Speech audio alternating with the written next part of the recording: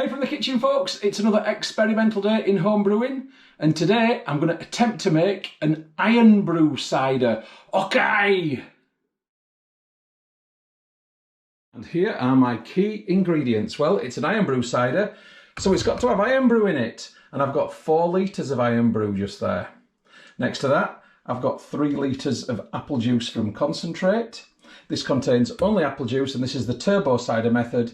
Check out the Facebook group, Turbo Ciders for All. Very, very useful group. Next to that, I've got my yeast nutrient, which will be feeding my yeast of choice this week. And this week's yeast of choice is Mad Millie's Ginger Beer Yeast and Nutrient. And I just thought, you know what? Ginger. I just thought there might be some connection here. It might work. So I've never made IRN-BRU cider anyway, so it doesn't matter. I've got a couple of tea bags to impart some tannins, because when you use apple juice from concentrate, you've not got fruit skins, so you don't get the tannins which are in the skins. It just gives it that little bit of bite. And then to bump up the ABV very slightly, I've got 200 grams of brewing sugar, because this is largely sugar-free, or, well, it's only 4.5 grams of sugar per 100 ml, so there's not much sugar in that. Certainly not compared to the apple juice. My fermentation vessel of choice today is the 4.54 litre 1 gallon demijohn, the classic. So the eagle-eyed amongst you will have noticed that I've got 7 litres of liquid there to go in a 4.54 litre demijohn. How is that going to work? I'll tell you how. I'm going to take my IRN-BRU and I'm going to deconstruct it back to water and syrup using my air still. So this is a 2-part recipe, because when you deconstruct liquid like this in the air still, it takes quite a long time. So I'm going to deconstruct the IRN-BRU tonight, leave it in there overnight, and then finish the recipe tomorrow morning. So I've got 4 litres of IRN-BRU to go into the still.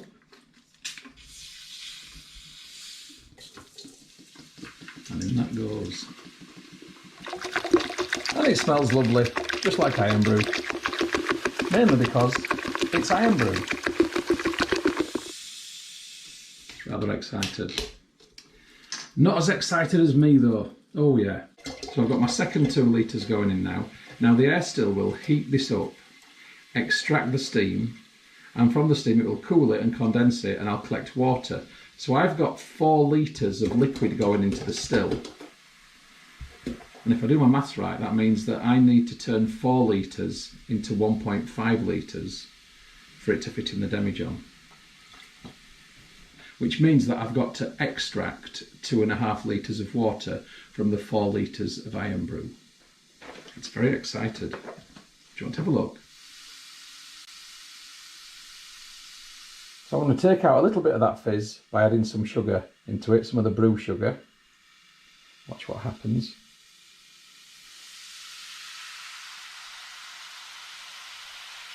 Obviously don't want to put too much in, otherwise I'll be looking at a flood. So my IRN-BRU's all in there, I now need to put my still together. It's a fairly straightforward process. The lid sits on top, like so. It's got this cable here, which connects into the bottom of the still. Next to that is another cable, which is the mains power cable, which is connected into the wall. So that's currently turned on, but the still is turned off. And I also need to put the spout onto the still. So what comes out of there drips into this jug just here. Okay, so this is now all set up and in place. Power on, power off, but now if I turn the power on here, it will start the fan and it will start this. Now this will get hot, very hot inside. The IRN-BRU will turn to steam. It will be extracted upwards with the use of this fan just here into some coils, and that will cool and drip into this jug. And I need to collect 2.5 litres. So this jug, when full to there, is 2 litres. So I need to get 1 jug full and then 1 amount down there. And that is tonight's mission on this brew. So using the air still is killing 2 birds with 1 stone. Firstly, it's allowing me to deconstruct my IRN-BRU, so I can extract the water and be left with a more syrupy liquid inside there.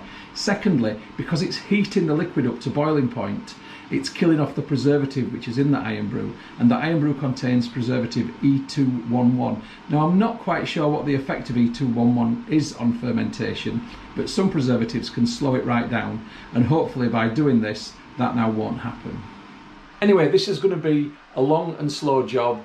I'll give you a progress update once we've got well into it, okay? So I'll catch you in a bit. Okay, so an hour and 15 minutes has passed and dripping is occurring. Not very much in there. It's coming through slowly and I've got to get 2.5 litres out of there. It's going to take a while. Okay, a huge 5 hours later. This is how slow this job can be. I'm on 1.5 litres, so I've still got another whole litre to get out of this. But it's bedtime. So we'll pick this massive process up in the morning. See you then. Okay, it's the next day. Back onto it. So I need to get this to now raise to a litre. So there was 1.5 litres in there. So I need to get a litre out of this today, and that will leave me with 1.5 concentrated litres of IRN-BRU. Okay, several hours later, I'm on just over a litre of water in there. I'm switching this off, which means I've got just less than 1.5 litres of concentrated IRN-BRU in there. Now this is red hot. I'm going to leave this for an hour to cool down. Okay, it's been a couple of hours. I've left this, I've disconnected the power from it, but I'm just going to show you what I've got in the jug. So this essentially is water, you can see there. And it's perfectly safe to drink and drinkable, as I'll demonstrate. It's got a slight sweetness to it and it smells musky. It doesn't smell like something that you'd want to drink, but it's perfectly safe. However, I won't be drinking it, it will be going on the garden. I would think if it went into a bread recipe, that it would probably be quite good for that because it's got some residual sweetness to it. Anyway, I'll put this to one side, let's have a look in here. I'll just disconnect the top from the bottom, give it a little twist and I should get some steam. Yep, there we go. And steamy. It's like having a caramel steam bath. It really smells very much like caramel, much more so than IRN-BRU. Do you want to have a look? Let's have a look. So this is what it looks like, and this is IRN-BRU concentrate. This is 1.5 litres of concentrated IRN-BRU, which is still hot. So I'm going to add into this my 2 tea bags. And with this plastic spoon, I'm going to give it a stir, and I want those tannins to come out of the tea bags. I'm not going to bring this to the boil of anything, I'm just going to let them infuse. So I'll leave these in here for 10 minutes and then I'll come back to it. Right, I did put the lid back on to keep the heat in, so I'm going to take that off now. Let's have a look at the tea. It's been about 20-30 minutes. So in terms of the colour, it's just darkened with what's come out of the tea bag. I'm going to get these out now and strain them. And I'm just going to remove them with a slotted spoon and then using my big spoon, give them a squeeze, get all those flavours out of them. Tannin gives it the nice cider bite. And it also gives it a better mouthfeel, that nice brownness. Okay, they're done, ready for composting. So I've got my brewing sugar just here. I'm just going to open this up. And I'm simply going to pour this into the mixture.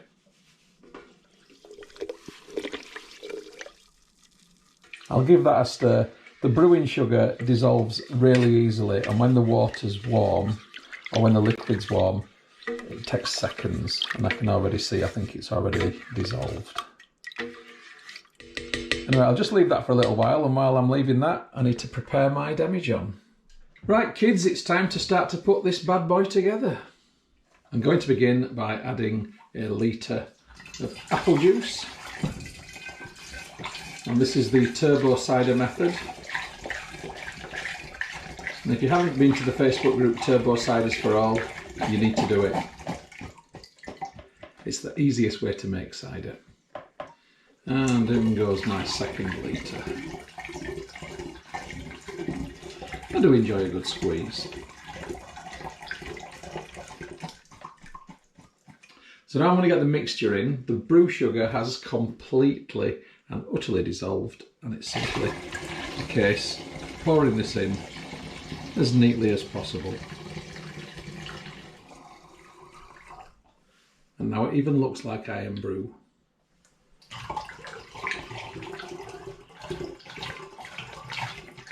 And this is my third litre of apple juice, and this will be all the liquid that goes in there.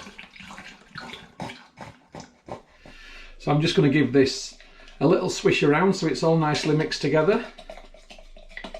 And now I'm going to pour out 100 ml to take the original gravity, and that 100 ml isn't going back in.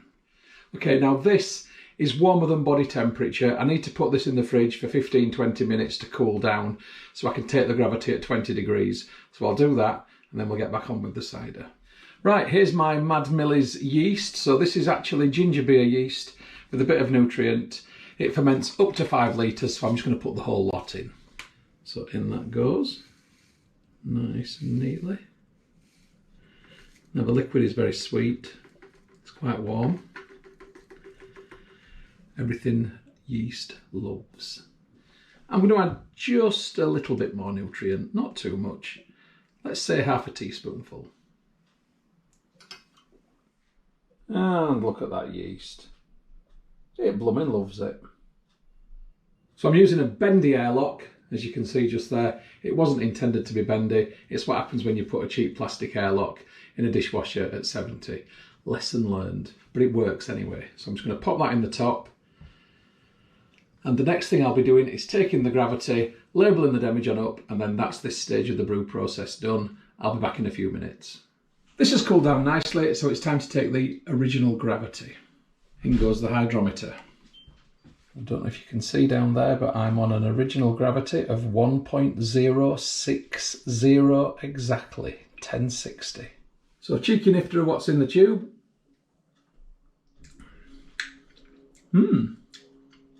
Very sweet, appley, but also caramelly.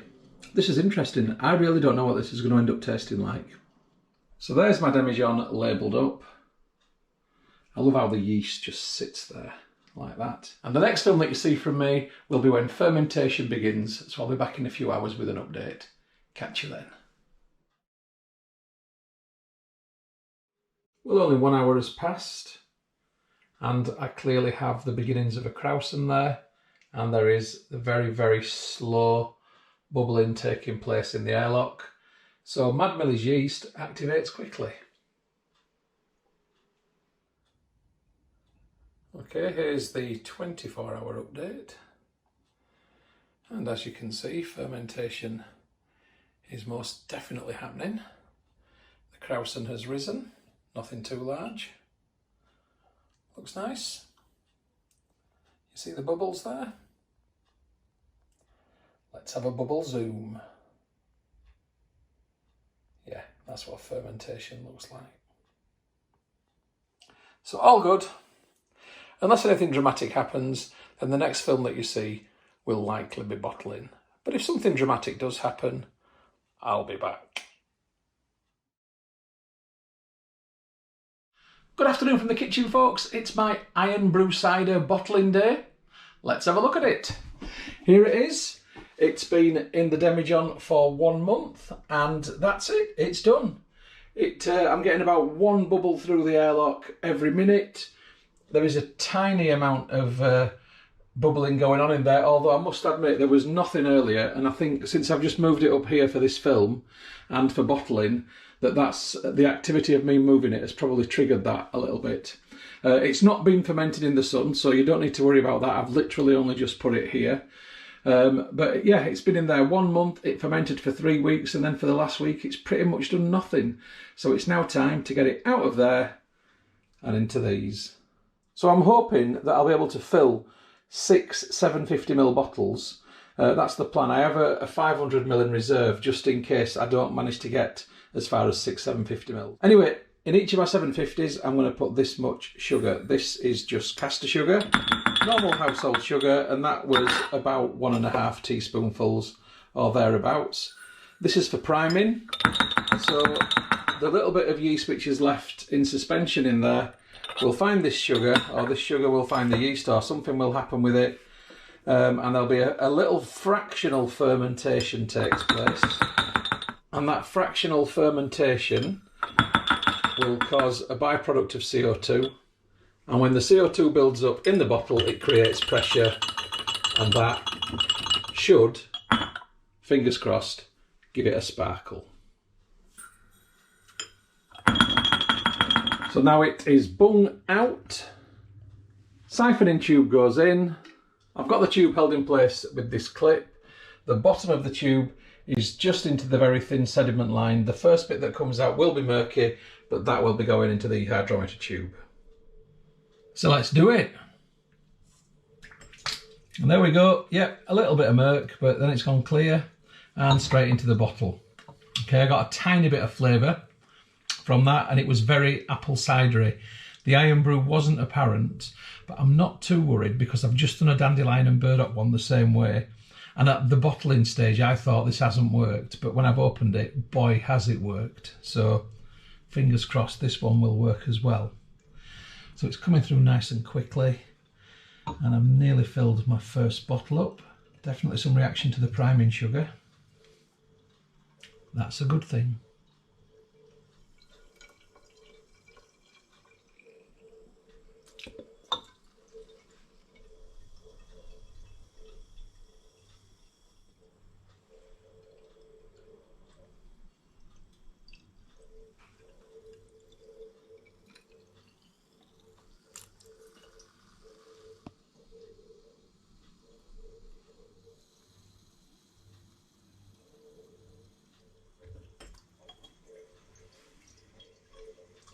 So fingers crossed I will get that 750ml bottle.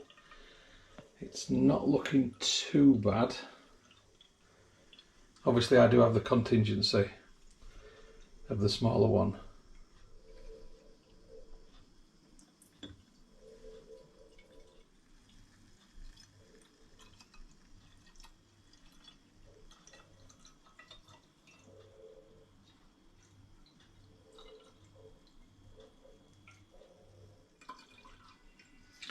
And there we go, bubbles in the siphoning tube.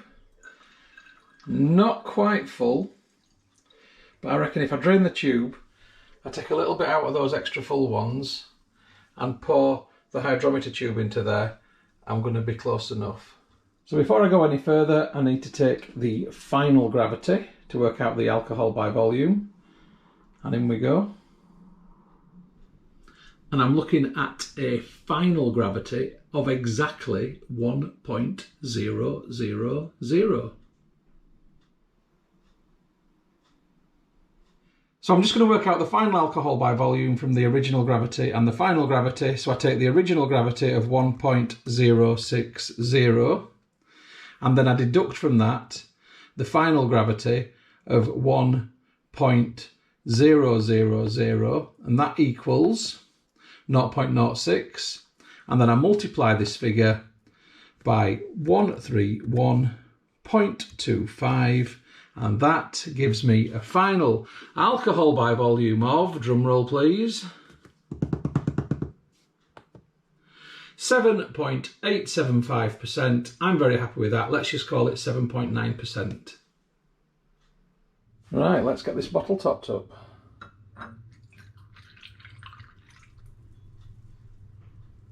And that is going to work just nicely. It's time to get the bungs in the bottles, and I've currently got my plastic bungs softening in very hot water. This just makes them a bit more malleable and easy to push into the bottle, and it gives them a final clean. So it's a dead straightforward process. I'm literally just shaking the excess water now off the bung. Bung on bottle, push in nicely. Now it won't stay in because when the priming sugar does its thing with the yeast and fermentation kicks in again in there and the pressure builds up, that'll go pop. So to keep the bung in place, I am using a cage, and the cage goes over the top of the bung, and it should, in theory, mean that the bung doesn't come flying out like a missile once pressure builds up inside there. That's the theory. Let's hope it works. It does usually. In fact, it has done all the time. Okay, so that's one which is bunged and caged. Just for your information, because people do ask me this, the bungs themselves I buy online. I get them from eBay. I buy them in, a pack of 50 or whatever, and I just use them over and over and over again. The bottles I get from my wife, family, friends, local micropub. Just wash them out, sterilise them, use them. The cages I buy online also, usually from eBay sellers, and they last about 3 times, then they break, and then you've got to get another one. So, it's fine. They just use them over and over again, basically. Anyway, you've seen me do this once. You don't need to watch me repeat this. I'll get back to you when they're all done. So bottles are bunged and caged. I'm just going to give them a rinse now because I want to have them clean and not sticky because I'll be labelling them.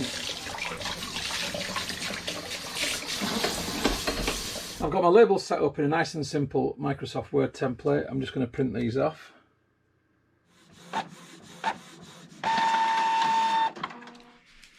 Right, let's get the labels on. Just nice to make your bottles look nice. They're fairly basic labels. They're pretty much as basic as it gets, really. But they do the job. At least I know what I'm drinking.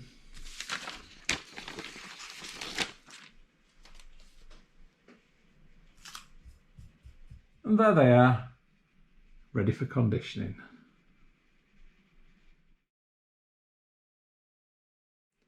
So the conditioning process is the small fractional fermentation that will take place inside the bottle that will build up the fizz within there. It will also give the flavour a bit of time to develop. So in winter time, I would normally put these on heated shelves, but it's now spring, nearly summer. We're about 2 weeks off summer. So I'm going to put these in my conservatory, which is south facing. So here's the conservatory. You can see that it basically is a greenhouse, so it does stay that warm. And this is where my cider will stay for the next month. So I'm just going to put it under this table and then I'll cover it over with this to keep any direct sunlight off it. I shouldn't get any direct sunlight on it down there anyway. That's not turned on, by the way. That's just there. But yeah, that will now keep these warm enough and they should condition nicely. So the next film that you see from me will be opening and tasting, and that'll be in about a month's time. Catch you then, folks. Okay, the new from the kitchen, folks. It's my IRN-BRU Cider grand opening afternoon. Yes, afternoon, it's blooming hot out there. We're in the middle of a heat wave. Have a look at that. It's not something we get very often in Leeds, but I'll tell you what, it's been great for conditioning. So hopefully this is going to have a sparkle, because this has been in my conservatory for the last month. And for 2 of those 4 weeks, we've had a lot of good weather. So I'm hoping that this is going to be sparkling. So when I open this, I'd like to get a pop. I'd like it to pour with a sparkle. I'd like it to be clear in the glass, if you can see through it. I'm not sure if you can or not. I can't remember the colour.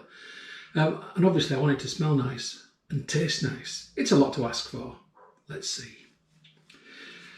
Oh dear. So anyway, since doing the IRN-BRU Cider, I've tried a few other experimental brews, and they're currently, cage is broken, they're currently conditioning. So I'm resorting to the usual fork to open the cage. I'm going to need a bigger tool. Safety first, kids, be careful where your fingers are. Right, that took some breaking. I won't be using this one again, obviously. Right, now the bung has raised by about 1 millimetre, so hopefully that's a good sign. Let's find out. Am I going to get a pop? Oh, sun cream on my hands. Bit of blue roll to save the day. Remember, twist the bottle, not the bung. Am I going to get a pop? Yes! I got a pop. And vapour, it's there. Right, let's see how it pours. Oh, it looks great. Oh, yes. Oh, I'm always happy when this works. Right, let's just appreciate.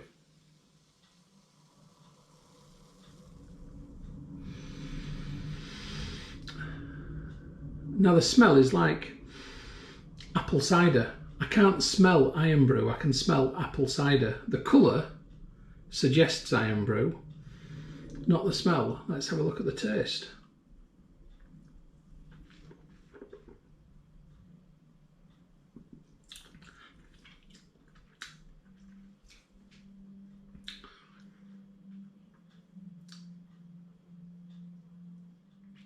It's not obvious, you know.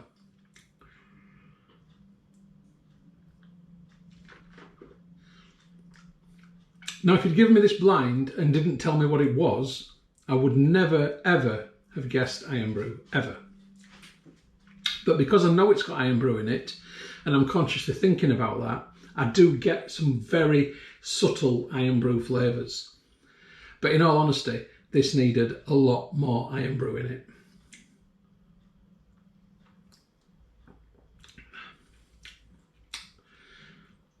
It's a very nice flavoured apple cider with something there, but what it is not obvious. So in summary, it was an experiment. I've made a nice flavoured cider. It is a nice cider. It's something that's definitely very drinkable.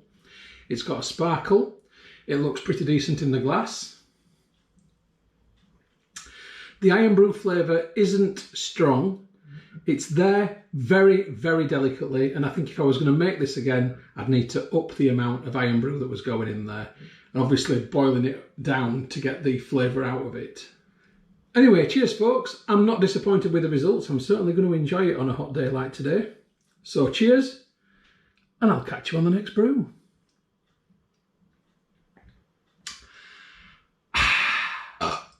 Jimmy! The film that you've just watched is a Moss Home & Garden production.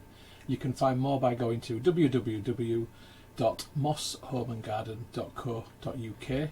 I'd just like to say thank you very much for supporting my YouTube channel and for watching my films. It really is very much appreciated. If you haven't already done so, please subscribe to my YouTube channel in order to receive future updates about the home and garden films which I upload. You can find my YouTube channel by going to www.mosshomeandgarden.co.uk. Please click on the red subscribe button. When you've done that, a little bell will appear. If you press that also, then you'll get future updates about the films which I upload. If you like my films, if you like my style of filming, then you might also like my travel channel, which you will find by going to youtube.com/Stuart Moss or type in www.mosstravel.tv. Again, if you could subscribe to that channel, it would be hugely appreciated.